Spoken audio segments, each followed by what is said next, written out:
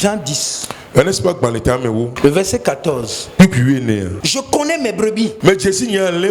Et elles me connaissent. Je connais mes brebis. Et elles autres me connaissent. De quoi il parle? Une transaction. Ils m'ont vu dans mon monde et je les ai vus aussi dans leur monde. Et nous avons trouvé ensemble un terrain d'entente. Je connais mes brebis.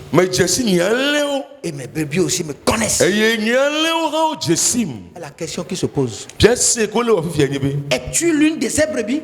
Il ne viendra pas chercher n'importe quelle chose. Il viendra chercher ses brebis.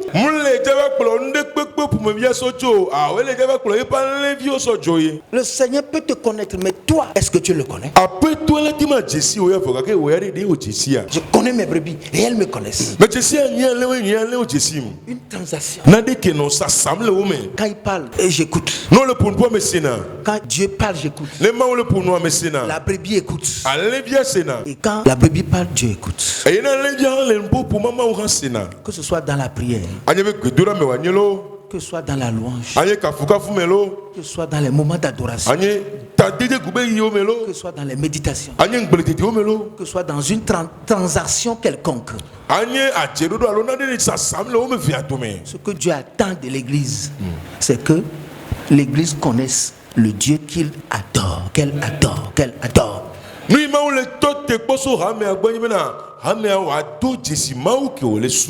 ne connaissons pas le Dieu que nous adorons. Même quand nous disons que nous prions, c'est comme nous avons parlé à un Dieu inconnu. C'est grave. S'il y avait cette transaction, on ne va pas te dire de ne pas pécher. Le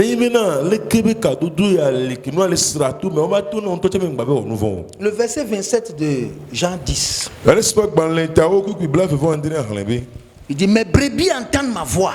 Je les connais. Et elles me suivent. Mes brebis entendent ma voix. Jérémie disait à Sédécias: écoute la voix de Dieu dans ce que je te dis. Donc si tu viens à l'église, tu n'entends pas la voix de Dieu, alors là tu n'as rien entendu.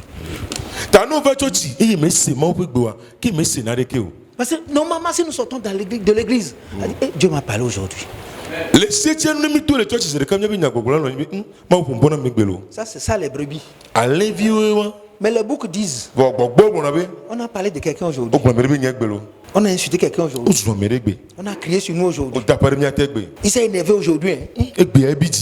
Ça, c'est les boucs, ça. Mais les brebis, elles autres entendent dans la voix du dirigeant la voix de Dieu. Amen.